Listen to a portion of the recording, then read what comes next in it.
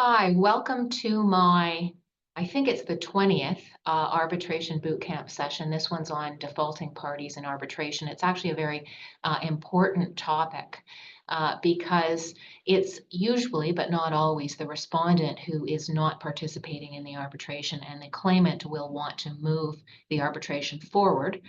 But both the claimant and the arbitrator must be mindful that it is critical that the award be protected from a respondent who doesn't participate and then later claims that the award should not be enforced because of unfairness reasons. So before we start, just to remind you that after this session, you will be getting a list of all my previous sessions, which are available on YouTube if you'd like to take a look at them later, and a list of all my previous sessions so you can scroll through that and see if there's anything there that you find of interest. You'll also get links to the legislation and the other documents that I'm going to be talking about today. And for those of you who don't know me, I am a partner at Learners and a roster arbitrator at Arbitration Place. And I practice as an arbitrator, and I also provide advice to counsel on arbitration issues. I'm also a writer and the editor for Arbitration Matters, www.arbitrationmatters.com, which is a website that contains a summary of recent arbitration cases as they're released across the country and some commentary which sets out the significance of those cases. So it's in short bites.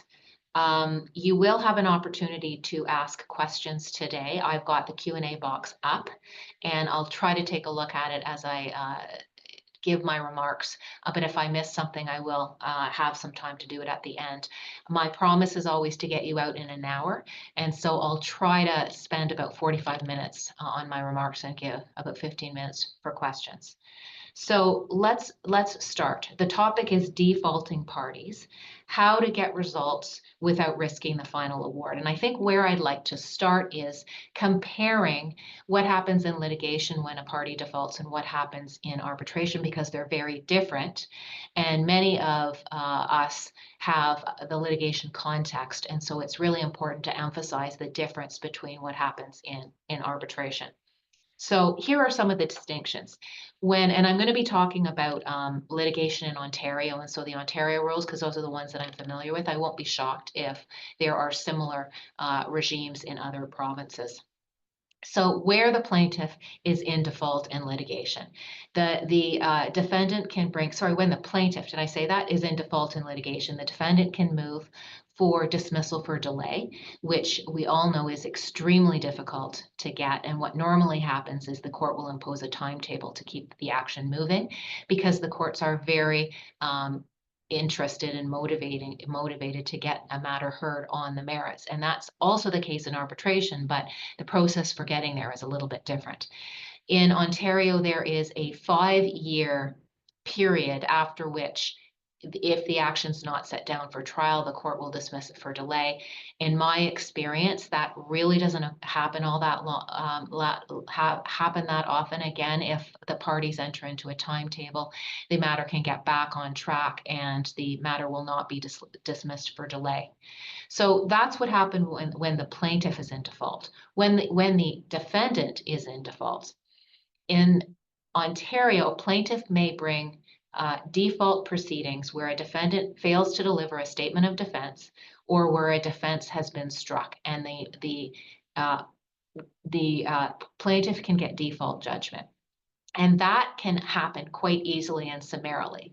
So first of all, if a defendant is noted in default, then the consequences of that are that the defendant is deemed to admit the truth of all allegations of fact, but not allegations of law or mixed fact and law. So that's really important.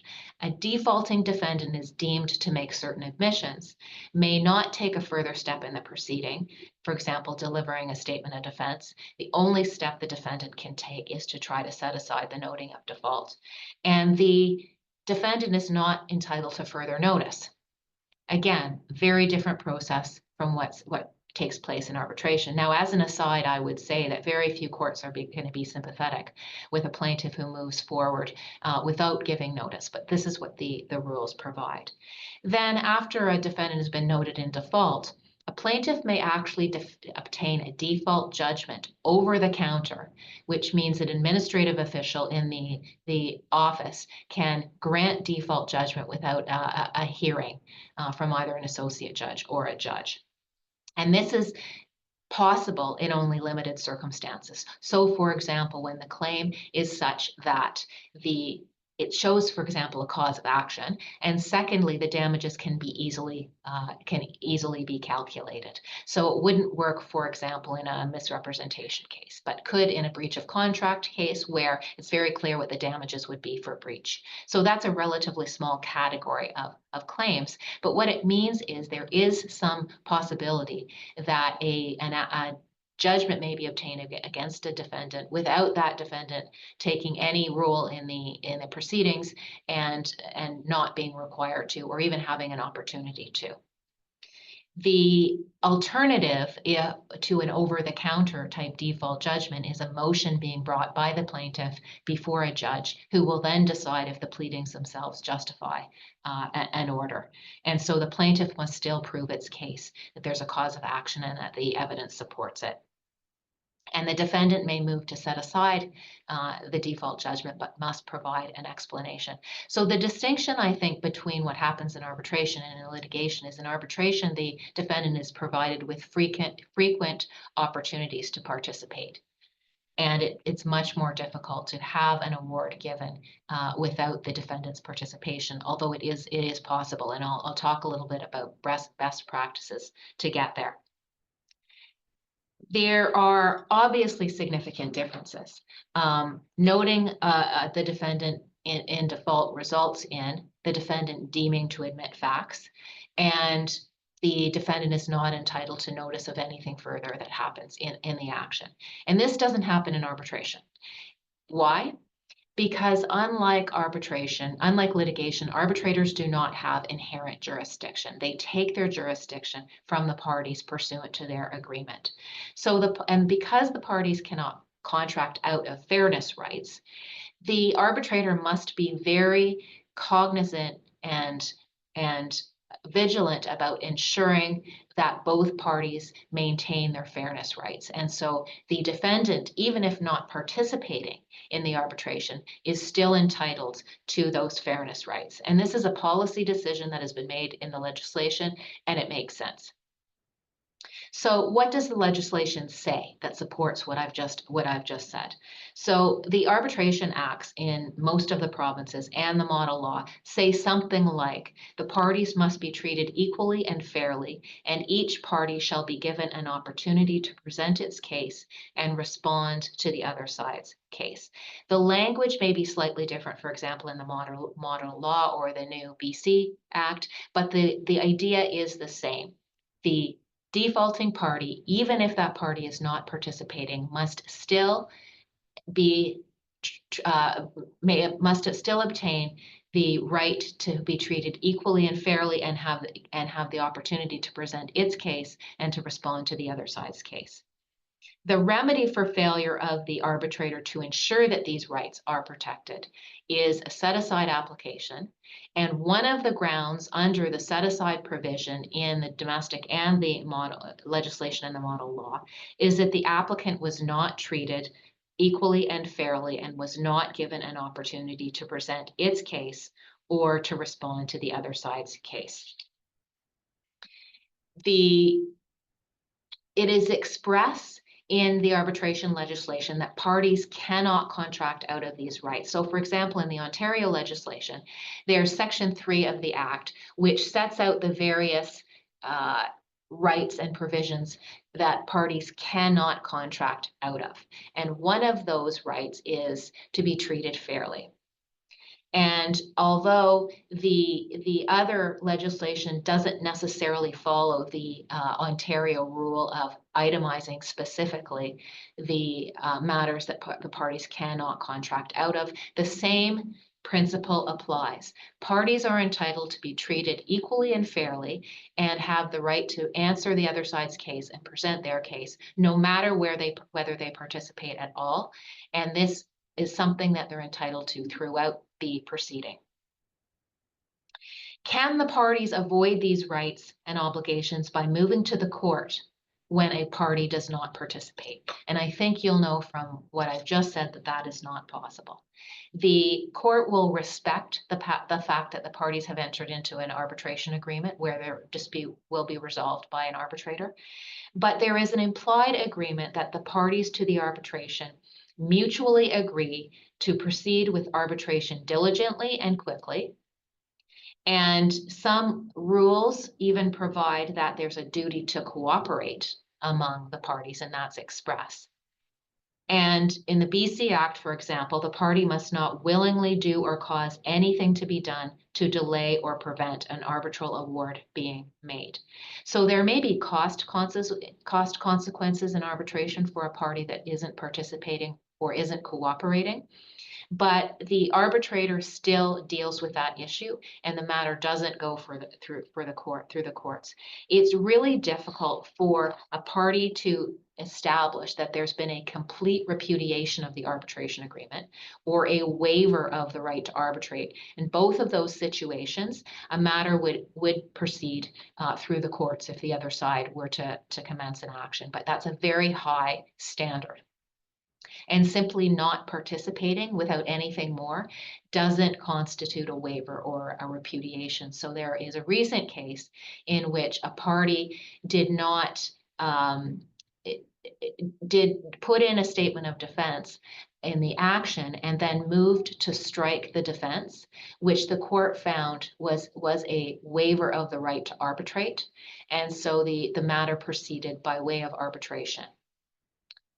So the courts will not and actually cannot order a party to arbitrate. This stems from the party autonomy and the parties' arbitration rights stemming from their agreement. So that, of course, makes sense. So when does a party's default arise under the arbitral legislation?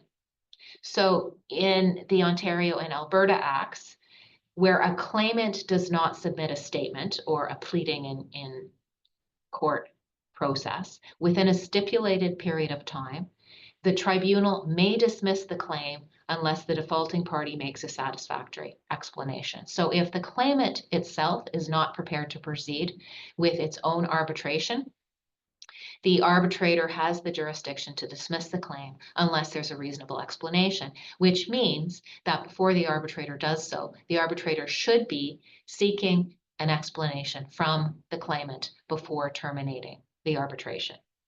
Or another reason why a party may be in default is a respondent does not submit a statement, and the tribunal may continue with the arbitration, but not treat the failure as an admission of the allegations. So again, a distinction between what happens in arbitration and what happens in litigation. The responding party who refuses to participate is not deemed to admit anything.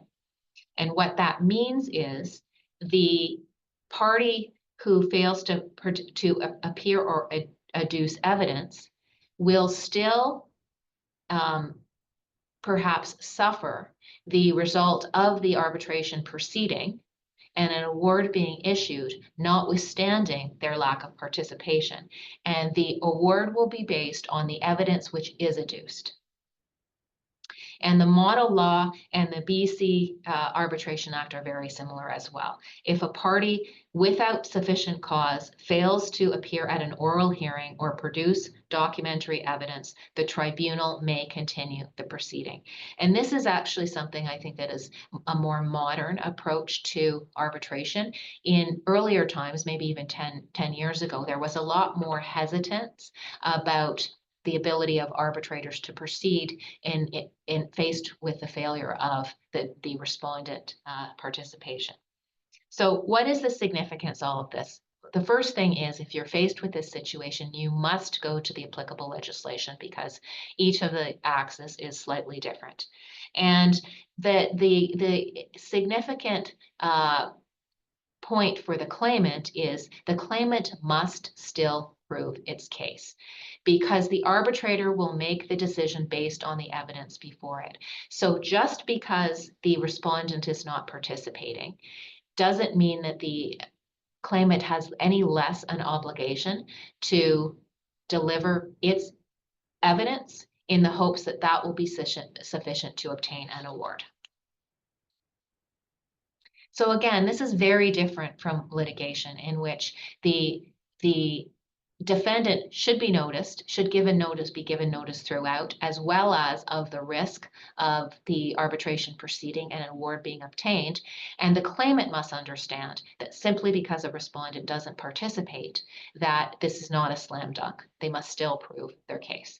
And of course, the usual case is the respondent failing to appear, which is in many ways much more difficult. And there's sometimes a respondent who will maybe pop in or out of the arbitration, sometimes motivated by a procedural order that the responding party doesn't like for some reason. So when considering as a counsel or an arbitrator what happens when a respondent is in default, again, you must look at the legislation or the rules. What is the test that the party wishing to proceed with the arbitration must show? It is not always the same. A common test is that the responding non-defaulting party has given an explanation and has no valid excuse. The new ADRIC rules, which will be in force in early 2025, have, I think, a much more explicit way of dealing with this. And again, this reflects the modern approach. The non-participating party must continue to receive all documents and notice of every stage in the process. The defaulting party is not entitled to extensions of time unless it is justified and there's no serious prejudice to the participating party. I think this is a new concept, and it makes sense in terms of the evolution in the arbitrator's ability to render an award and continue with the process, maintaining the fairness between the parties. And if a party does not participate, the tribunal may issue an award on the evidence before it, so long as the tribunal is satisfied that the non-participating party had notice. If you look at the ICC rules, there's slightly stronger language that the arbitration shall proceed unless the parties have agreed otherwise. The LCIA rules, the arbitration may proceed. The ICDR rules, the tribunal may proceed with the arbitration if a party fails to show at a hearing without showing sufficient cause. So you see they're all kind of similar, but in every rule and in all jurisdictions, there is a right for the responding party to give an excuse and to participate and receive notice. So what are best practices? The overall approach is that it is absolutely necessary to avoid a violation of the non-participating party's rights to fairness and an opportunity to be heard. Again, to avoid set aside of the award. And this is the obligation of the tribunal. The job of the tribunal is to protect the award so that it may be enforced. And that is what the parties contracted for, and that's what they expect, regardless of whether one party chooses not to participate. So what does this mean in practice? First of all, the arbitration may continue, and I think that's a really important part. There are some ideas still floating around that ex parte communications between parties and the arbitrator are not appropriate where one party does not participate. That is no longer the case, but there are lots of ways that you can ensure that the responding party understands what's happening.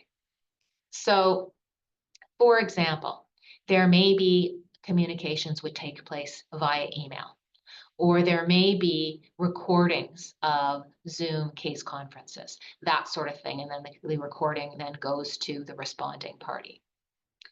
But before the tribunal goes the distance of doing a full hearing, it is prudent for the arbitrator to make a determination about whether the arbitrator has jurisdiction. So clearly the party who is proceeding with the arbitration and wants to take it to finality and to the issuance of an award will not be challenging the jurisdiction of the arbitrator. But the arbitrator should be turning their mind to this issue, because again, that is part of what is important to ensuring the enforcement of the award. Now, the way this happens can be somewhat tricky because the arbitrator is not the advocate for the non-participating party, but the arbitrator should at least turn their mind to this issue. And if there are any clear issues that need to be addressed with the party who is not in default, they should be raised so that the arbitrator can actually address that in the award. There are no real easy rules about what counsel and the arbitrator must do in order to ensure the fairness of the process to the non-participating party. So it kind of depends on the circumstances, and guidelines that you will see are probably not that helpful. And I'm thinking in particular the Chartered Institute guideline, which I will send to you with the recording, has a guideline on non-participating parties, and it was prepared, and I think it doesn't have a date, but it looks like it was prepared in about 2016. And you'll see that there's a much more hesitance in having the arbitrator proceed with the arbitration in the absence of one of the parties, and pays particular attention to the concern about ex parte communications. But the answer to what is the right approach is it depends. But let me give you some guidelines and some kind of general propositions. So first of all, the arbitrator must be satisfied that the defaulting party has notice, mostly of the arbitration. And this is actual notice. So we're all aware of the fact that under the rules of court, there are a variety of ways that parties can be served with process, including deemed process, deemed service. That is not the case in arbitration. The claimant, for example, cannot simply rely upon service in the way that the party's business agreement calls for, because that does not assure the arbitrator that the arbitration has come to the attention of the defaulting party. There are a whole bunch of reasons why the defaulting party may not have received notice of the arbitration by the means set out in the party's business agreement, which may have been executed years ago. So the arbitrator should first of all receive notice, satisfy themselves of notice. And this may be done in a variety of ways.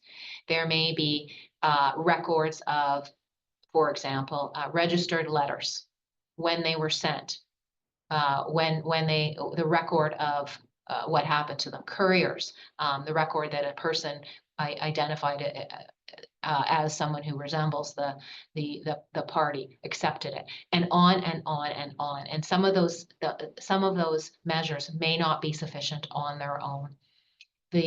What matters is that the arbitrator understands and is assured that the responding party has notice. This will also be important throughout the process. So if there are interlocutory motions, and presumably they are ones that affect the rights of the defaulting party, the arbitrator must satisfy themselves that the responding party has notice of these motions and an opportunity to respond. And so email may be a way. If one is assured that messages being sent by email to the correct email address will reach the respondent, then that may be perfectly appropriate.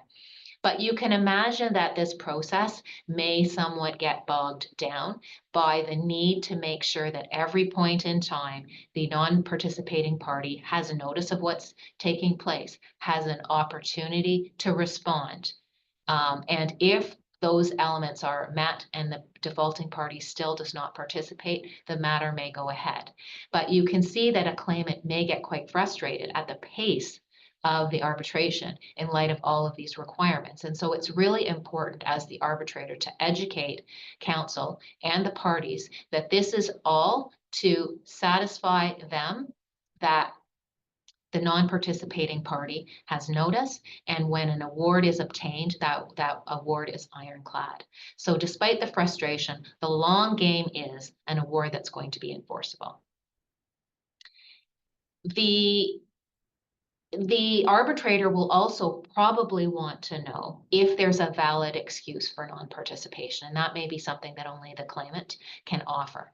Or if the responding party comes out of the woodwork and chooses to participate, for example, when the non-participating party is advised that an award may be issued in their absence, responding parties will often surface and get involved back in the process.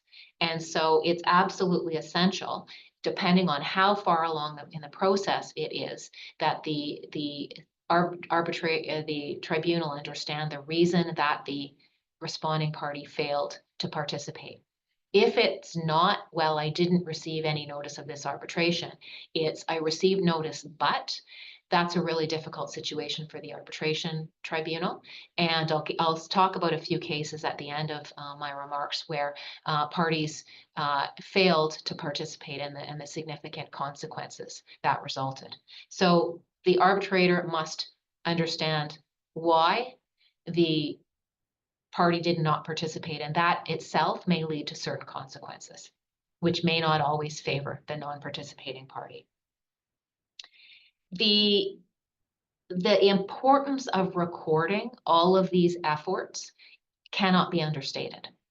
So procedural orders should absolutely detail the efforts that have been taken to identify the way in which the defaulting party has been notified, the steps that were taken, the results obtained, the fact that the responding party has not given a reasonable explanation, and so on.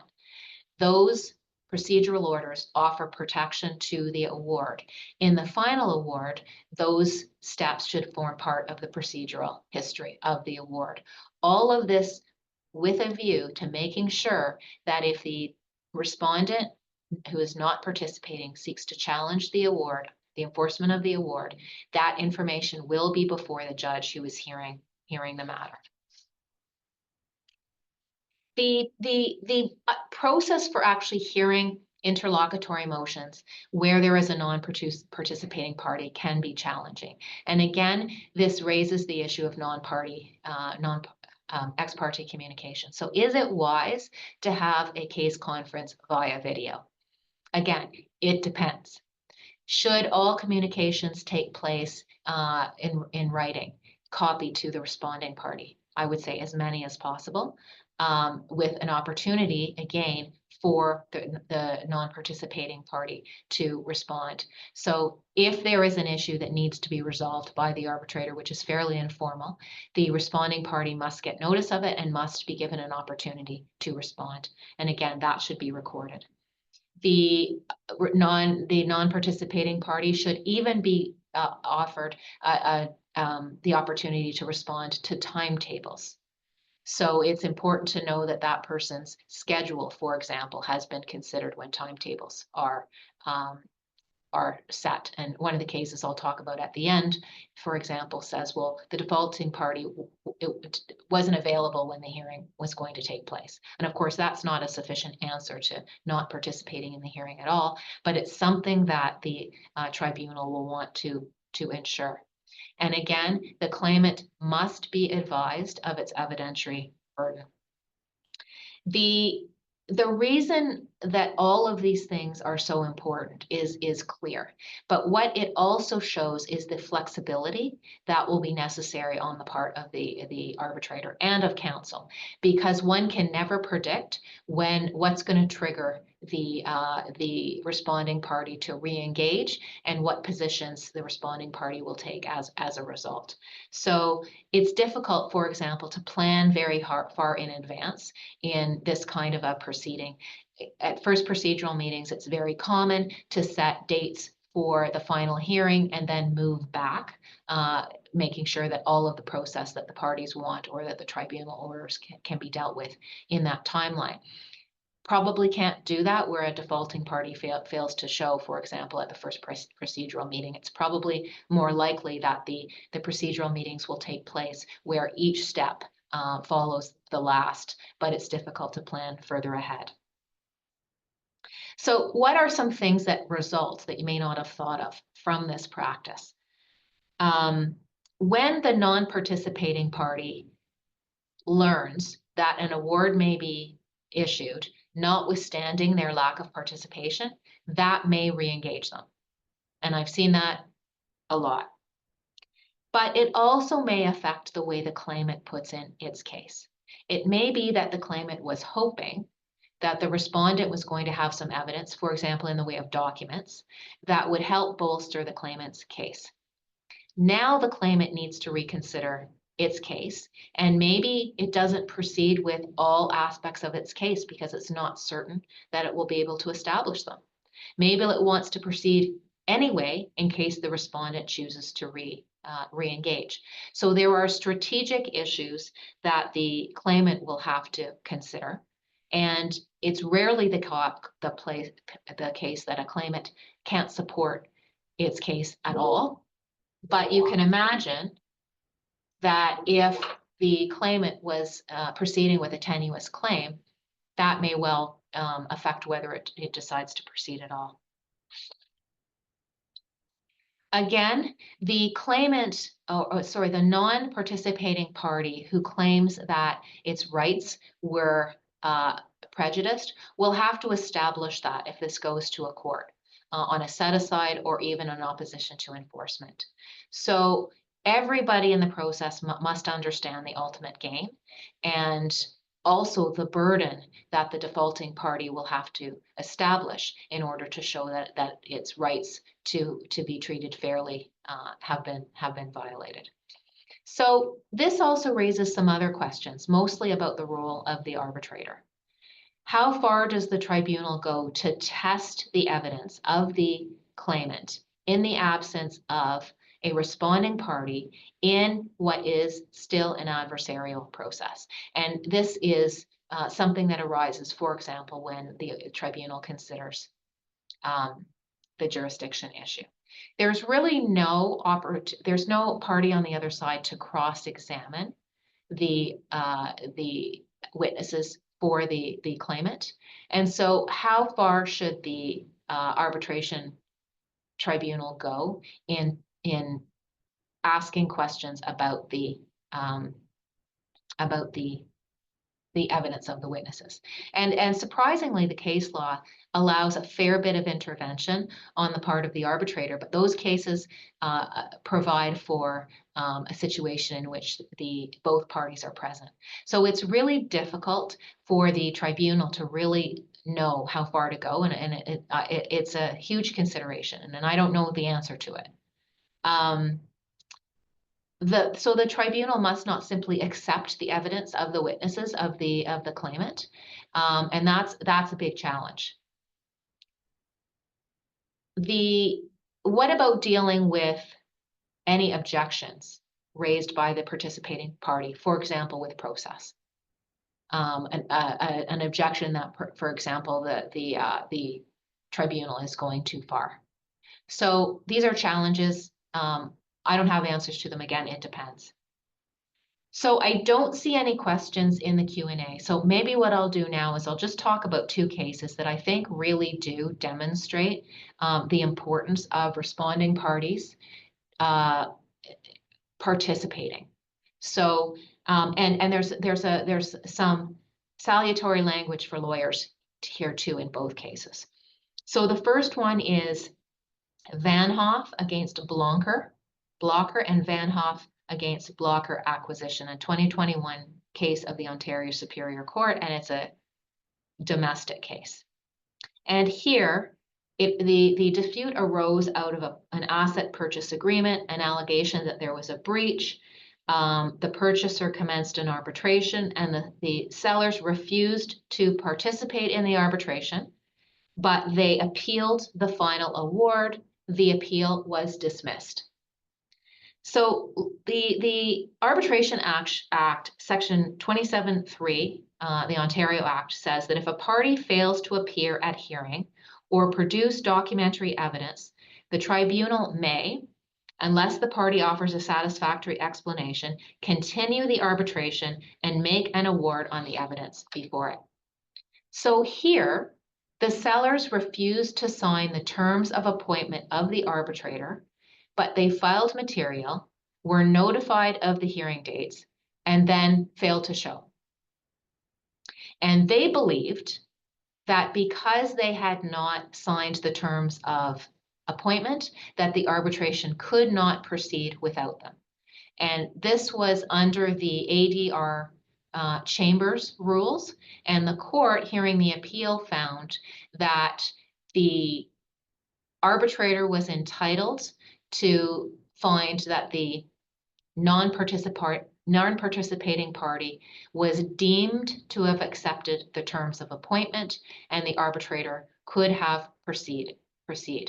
The court on the appeal, however, said that the non-participating party took a risk. They were not right that the terms of appointment had to be signed before the arbitration could proceed, and they failed to raise this objection at the arbitration, which was the place to raise it. They simply didn't participate, and they didn't respond to the substantive claims. Interestingly enough, the non-participating party was actually represented by counsel. And who knows what advice that counsel gave, but the appeal was dismissed and the award stood. I've got a question here. There's sometimes an issue with fees being part of the award. Any advice on how an arbitrator in an ad hoc arbitration process gets paid for their work by the non-participating party? This is something that arises very often. And what you will see in most terms of appointment that are signed by the parties, and again, in the case I just referred you to, the terms of appointment were deemed to be accepted. The terms of appointment generally provide for a deposit to be made or renewed deposits to be made as the arbitration moves forward by both parties 50-50. And most terms of appointment say that if one party defaults in the obligation to pay, the other party must pay that defaulting party's portion. And obviously this occurs when the defaulting party is the respondent, because if the defaulting party was the claimant, the responding party would ask for the termination of the arbitration. So if the defaulting party is the respondent and the claimant wishes to proceed, the claimant will simply have to pay the deposit for both of them. Otherwise, the arbitrator is entitled to terminate or at least put on hold the arbitration until the arbitrator has been fully paid. And what that means is that the claimant will have to make a decision about whether to proceed or not. And for the arbitrator's perspective, it also means making sure that you're in funds on a regular basis. So I hope that answered the question. But the arbitrator is not required to receive both sides' funds. This is an issue that is between the two parties, assuming it's a two-party arbitration, and both parties are entitled to, are required to ensure that the full deposit gets paid to the arbitrator, and if one doesn't, the other has to answer for it. The second case that I'm going to refer to you is an even more shocking case in many ways, and this is an international case called UMS Solutions against Cornell, 2023 BC Supreme Court 214, and I'm going to give you the citations and the links for these cases in the material that I sent to you following this webinar. In essence, the party which lost the arbitration and then was the defendant in enforcement proceedings complained that the enforcement proceedings took too long, and so the enforcement case litigation should be dismissed for delay. And the court said, nope, you are the cause of the delay. And I think when I give you the history, you'll realize that this is an extreme example, but it's one that I think is a cautionary tale. So first of all, in 2016, and I'm giving you the name because of how much time this, the date because of how much time this took. So in 2016, the defendant in the litigation was advised the AAA, this was supposed to be a AAA arbitration, that the claims had no merit and that he could not leave Vancouver to go to New York where the hearing was going to be held, and this was also a New York seated arbitration, because of family illness. In 2017, he received notice of the hearing dates, but did not attend, and he ultimately received a copy of the award made against him. There are no details in the case about what kind of efforts the tribunal made to try to ensure that he had notice. 2017, 2018, the plaintiff in the enforcement proceedings, or the claimant in the arbitration, petitioned in New York to confirm the award and essentially to enforce or homologate the award. The defendant received notice but failed to respond. I think you're seeing a trend here. In 2018, the New York court issued directions giving the defaulting party time to respond if he had any defense before the award was confirmed. He didn't respond. Naturally, the New York court confirmed the award. In 2019, in the period 2019 to 21, he moved to set aside the New York judgment. So this is after the New York court confirmed the award and after the appeal period had expired. He then sought to set aside the New York judgment, and the set aside was dismissed. And here is the explanation that he gave for the reason to have the award set aside. A Canadian lawyer advised him that he need not attend in New York, as the enforcement of award against him in BC would be difficult.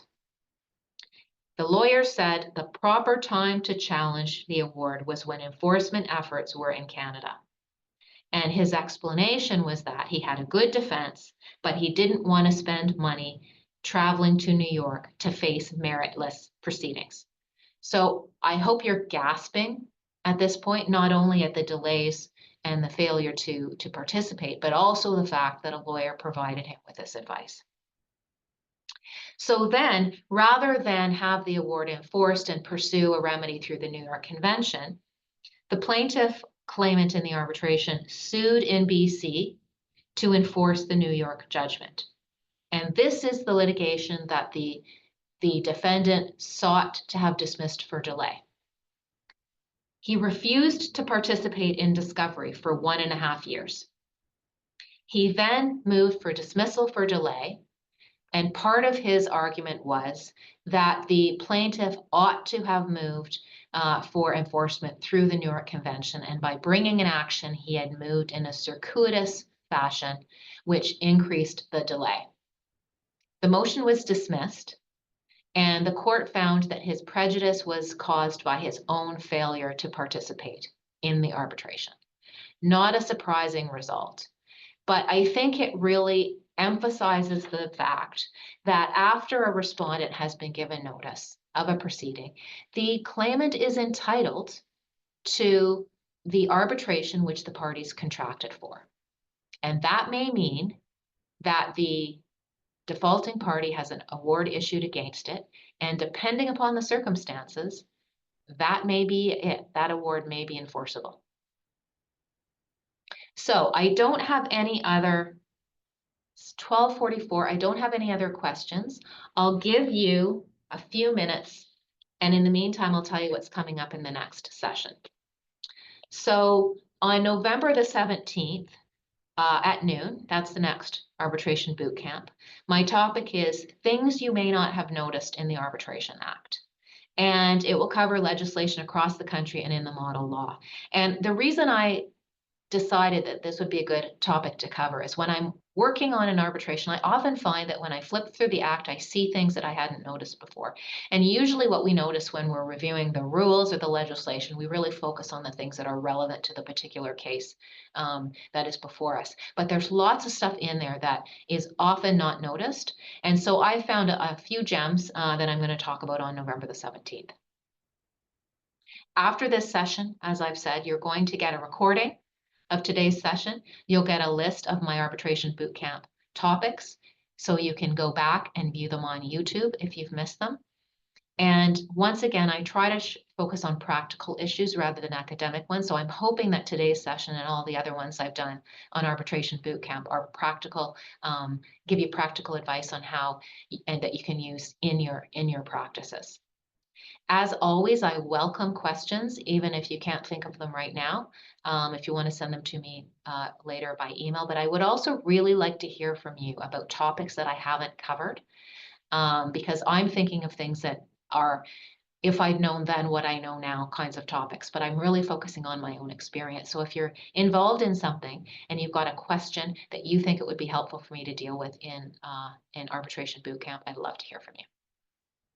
So that's all for today. Thank you for joining me, and hopefully I will see you at the next Arbitration Bootcamp on November the 17th. Have a great day.